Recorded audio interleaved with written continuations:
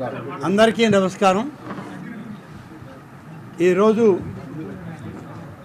ఆంధ్రప్రదేశ్ రాష్ట్ర ప్రభుత్వ దేవాదాయ ధర్మాదాయ శాఖ మంత్రిగా గౌరవనీయులు మన రాష్ట్ర ముఖ్యమంత్రి వర్యులు శ్రీ నారా చంద్రబాబు నాయుడు గారి ఆశీస్సులతో ఈరోజు తొలి సంతకంతో ఈ దేవాదాయ ధర్మాదాయ శాఖ కమిషనర్ కార్యాలయంలో ఈరోజు ఛార్జీ తీసుకోవడం జరుగుతుంది.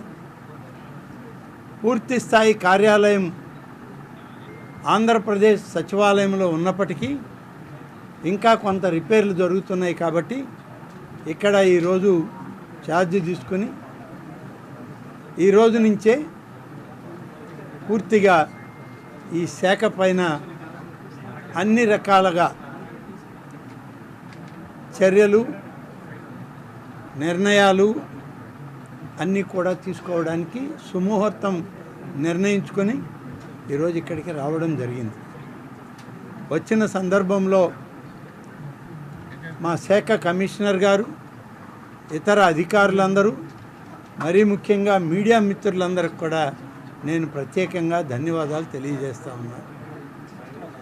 అనేక ప్రాంతాల నుంచి వచ్చినటువంటి ఆలయ పాలక వర్గాల ప్రతినిధులు, అధికారులు, మరీ ముఖ్యంగా నెల్లూరు జిల్లాలోని ఆత్మకూరు నియోజకవర్గం, తర్వాత నా కుటుంబ సభ్యులు అందరూ కూడా ఇందులో వచ్చి ఈ కార్యక్రమంలో పాల్గొంటూ ఆశీస్సులు అందిస్తున్నందుకు వారికి కూడా ప్రత్యేకంగా నేను ధన్యవాదాలు తెలియజేస్తున్నాను. ఈనాడు ఈ శాఖ విషయంలో 2-3 విషయాలు మాత్రమే నేను ఇప్పుడు ప్రస్తావిస్తాను. పూర్తి కార్యాలయం ఆంధ్రప్రదేశ్ రాష్ట్ర సచివాలయంలో 3వ తేదీ తరువాత దాన్ని ఏర్పాటు చేసుకోవడం జరుగుతుంది. అది ఏర్పాటు అయిన తర్వాత అన్ని విషయాలు కూడా అక్కడ చెప్పడం జరుగుతుందని చెప్పి మీడియా మిత్రులకు, మీడియా ద్వారా రాష్ట్ర ప్రజానీకానికి కూడా తెలియజేసుకుంటా ఉన్నాను. ధర్మో రక్షతి రక్షిత. ధర్మాన్ని మనం కాపాడితే ధర్మమే మనల్ని కాపాడుతుంది, ఈ రాష్ట్ర ప్రజానీకాన్ని కాపాడుతుంది, రాష్ట్ర ప్రభుత్వానికి అన్ని విధాల ప్రజలు తోడుగా ఉంటారని నమ్మినటువంటి సిద్ధాంతంతో ఈరోజు ఈ శాఖకి నేను మంత్రిగా రావడం జరిగింది. అనేక సందర్భాల్లో ఆలయాల పట్ల, ఆలయాల నిర్వహణ పట్ల మీడియాలో అనేక కథనాలు వచ్చాయి. గడిచిన అనేక సందర్భాల్లో, అనేక సంవత్సరాలుగా ఎప్పటికప్పుడు ప్రభుత్వం సరిచేసుకుంటూ ముందుకు పోవాల్సినటువంటి అవసరం ఉంది. తప్పులు జరగడం అనేటువంటిది మానవ సహజం. కానీ తిరిగి 2వ దఫా ఆ తప్పు జరగనీయడం అనేది మన స్వయంకృతాపరాధం అవుతుంది. అటువంటివి లేకుండా చేయాలనేటువంటిదే ఇవాళ మా ముఖ్యమంత్రి శ్రీ చంద్రబాబు నాయుడు గారి యొక్క ఆలోచన. ఆయన ఎన్నికల మేనిఫెస్టోలోనే ఆయన దేవాదాయ శాఖకు ప్రాధాన్యతనిచ్చి కూటమి ఎన్నికల ప్రణాళికలో ఈ శాఖ పట్ల తమ యొక్క అభిప్రాయాలని ప్రజల ముందు పెట్టడం జరిగింది. ప్రజలు దానికి ఆమోదించి ఇంత పెద్ద ఎత్తున రాష్ట్ర ప్రభుత్వాన్ని ఏర్పాటుకి, కూటమి నాయకత్వానికి, ముఖ్యంగా చంద్రబాబు నాయుడు గారు ముఖ్యమంత్రి అవడానికి దోహదపడ్డాయని చెప్పి ఈ సందర్భంగా తెలియజేసుకుంటాం. ఈరోజు అనేక వార్తలు వింటూ ఉన్నాం, ఇంకా కూడా వస్తూనే ఉన్నాయి. ఇటీవలనే నేను శ్రీ శ్రీ శ్రీ త్రిదండి చిన్నజీయర్ స్వామి వారిని కూడా కలవడం జరిగింది. వారి సలహాలు, సూచనలు కూడా ఇవ్వాలని చెప్పి కోరడం జరిగింది. అలాగే ప్రధానమైనటువంటి పీఠాధిపతులు, మఠాధిపతులు, అనేక మంది ఉన్నటువంటి ఈ యొక్క తెలుగు రాష్ట్రాల్లో వారందరి ఆశీస్సులతో ఈ శాఖ పూర్తి స్థాయిలో పనిచేయాలని,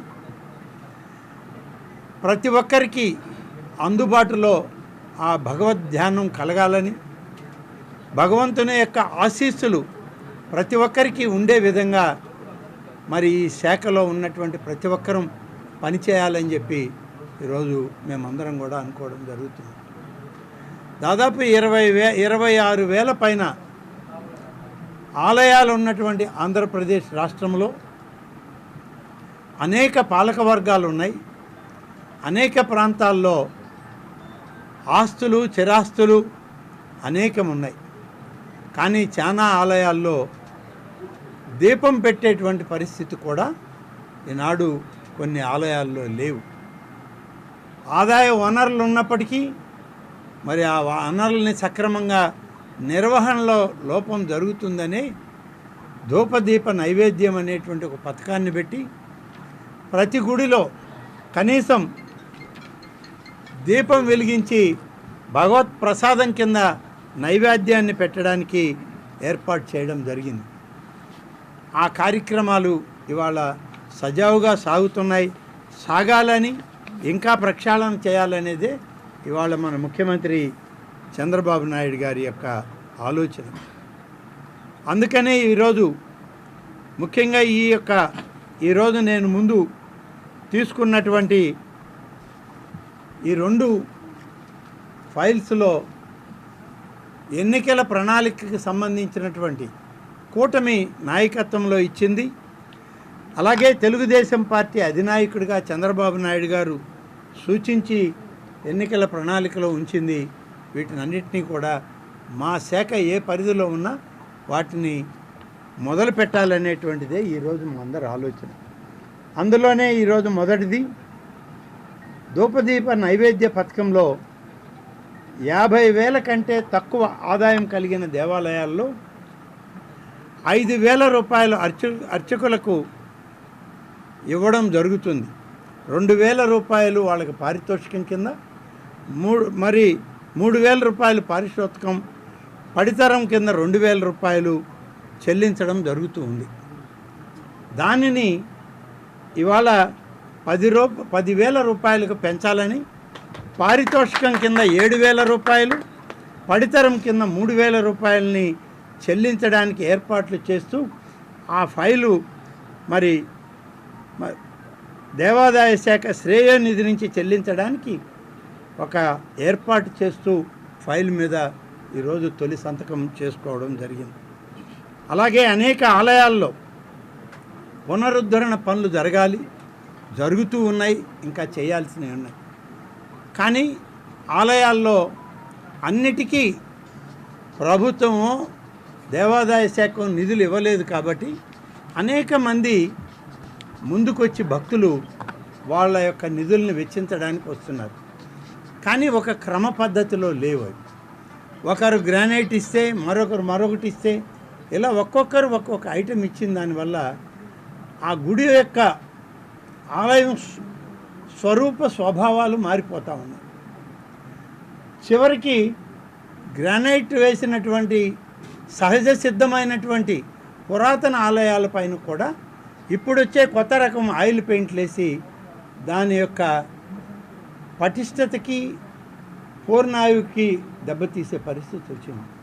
ఇటువంటివన్నీ సరిచేయాలని, భవిష్యత్తులో అన్ని కార్యక్రమాలు చేసేదానికి సరైనటువంటి సీనియర్ అధికారులతో ఒక కమిటీని నిర్ణయించాలని చెప్పి ఏర్పాటు చేసుకున్నటువంటి దాని మీద ఆ ఫైల్ కూడా ఇవాళ నేను సంతకం చేయడం జరిగింది. త్వరలోనే కమిటీని ఏర్పాటు చేసి ప్రతి ఆలయంలో జరిగేటువంటి పునర్నిర్మాణ కార్యక్రమాల్ని పూర్తి స్థాయిలో పర్యవేక్షించిన తర్వాతనే దానికి అనుమతులు ఇవ్వాలనేటువంటిది ఈరోజు తీసుకునేటువంటి నిర్ణయం. అదేవిధంగా చాలా ఆలయాల్లో కమిటీలు లేవు, కమిటీలు వేయాల్సింది ఉంది. కొన్ని ఆలయాలకి కమిటీలు అయిపోయినా వాళ్ళనే గత ప్రభుత్వం కొనసాగించింది. ఇప్పుడు అటువంటివన్నీ లేకుండా సమయాన్ని బట్టి ఎంత సమయం ప్రభుత్వం అయితే నిర్ణయించి వాళ్ళకి కాల పరిమితిని విధిస్తుందో పాలక వర్గానికి అంత కాల పరిమితిలోనే వాళ్ళు కమిటీలు సభ్యులుగా పాలక మండళ్ళు ఉంటాయి. తర్వాత సమయం అయిపోగానే కొత్త పాలక మండలిని ఏర్పాటు చేయడానికి అన్ని విధాల చర్యలు తీసుకోవడం జరుగుతుంది. ఇవాళ అనేక విషయాల పట్ల గౌరవనీయులైనటువంటి మన ముఖ్యమంత్రి శ్రీ చంద్రబాబు నాయుడు గారు తిరుమల నుంచే ప్రక్షాళన జరగాలి, తిరుమల తిరుపతి దేవస్థానంలో పవిత్రమైనటువంటి పరిస్థితులు మారి అపవిత్రతకి చోటు చేసుకుంటూ ఉంది, దీన్ని ప్రక్షాళన చేయాలి అని చెప్పి ఒక నిబద్ధత కలిగినటువంటి ఎగ్జిక్యూటివ్ అధికారిని కూడా శ్యామలరావు గారిని ఇటీవల వారిని నిర్ణయించడం, వారు ఇప్పటికే అక్కడ ఆలయ బాధ్యతలు తీసుకోవడం జరిగింది. త్వరలోనే ఇటువంటి పరిస్థితులు అన్ని ఆలయాలను కూడా ప్రక్షాళన చేస్తూ అన్ని ఆలయాలను కూడా పవిత్రత నిలబడే విధంగా ఆ దేవదేవుని యొక్క అమ్మవార్ల యొక్క పూర్తి ఆశీస్సులు ఈ రాష్ట్ర ప్రజానీకానికి, తెలుగు ప్రజలకు, మరీ ముఖ్యంగా హిందువులకు ఇవ్వడానికి అన్ని చర్యలు తీసుకుంటాం. ఈరోజు హిందూ ధర్మాన్ని కాపాడడమే తెలుగు రాష్ట్రాల్లో ఉన్న దేవాదాయ శాఖ యొక్క బాధ్యత. తప్పకుండా హిందూ ధర్మాన్ని, ఆ ధర్మాన్ని కాపాడడంలో మేమందరం కలిసి పనిచేస్తాం. తప్పనిసరిగా అన్ని విధాల ఈ శాఖలో గతంలో ఏమైనా పొరపాట్లు జరిగి ఉండొచ్చేమో, భవిష్యత్తులో అటువంటి పునరావృతం కాకుండా చేయడానికి అందరం కలిసి పనిచేస్తామని తెలియజేస్తూ ఈనాడు ఈ కొద్ది విషయాలు మేము ముందు చెప్పి తర్వాత మళ్ళీ మన ఆంధ్రప్రదేశ్ సచివాలయంలో మా కార్యాలయం ఏర్పడిన తర్వాత పూర్తి బాధ్యతలతో అన్ని వివరాలను కూడా అక్కడ మీకు వెల్లడించడం జరుగుతుంది. ఉన్నాయి కొన్ని న్యాయస్థానాల వరకు వెళ్ళి ఉన్నాయి నాకు తెలిసి కూడా. కాబట్టి న్యాయస్థానాల పరిధిలో ఉన్నటువంటివన్నీ కూడా ఆ న్యాయస్థానాల్లో దేవాదాయ శాఖకు ఉన్నటువంటి సీనియర్ న్యాయవాదులందరినీ కూడా సంప్రదించి వాటిని విడుదల చేయించుకోవడానికి ప్రయత్నం చేయడం జరుగుతుంది. అంతేకాదు మన సచివాలయ స్థాయిలో అధికారులకు, అలాగే మంత్రిగా నాకు కూడా కొన్ని అధికారాలు, కొన్ని విచారణలు పెండింగ్లో ఉన్నాయని చెప్పి నాకు కమిషనర్ గారు చెప్పడం జరిగింది. వాటికి కూడా త్వరలోనే శ్రీకారం చుట్టి ఆ యొక్క కేసుల విషయంలో కూడా పూర్తి విచారణ చేసి ఆలయాలకి, భగవంతునికి సంబంధించిన ప్రతి సెంటు భూమిని కాపాడడమే లక్ష్యంగా ఈ ప్రభుత్వం పనిచేస్తుంది. ఆలయాల ఆస్తుల్ని పూర్తి స్థాయిలో మరి ఆలయాలకి దక్కే విధంగా, ఆదాయం కూడా ఆ ఆలయాలకి ఉపయోగపడే విధంగా ఏర్పాటు చేయడం జరుగుతుంది. For more videos like this, subscribe Big TV channel.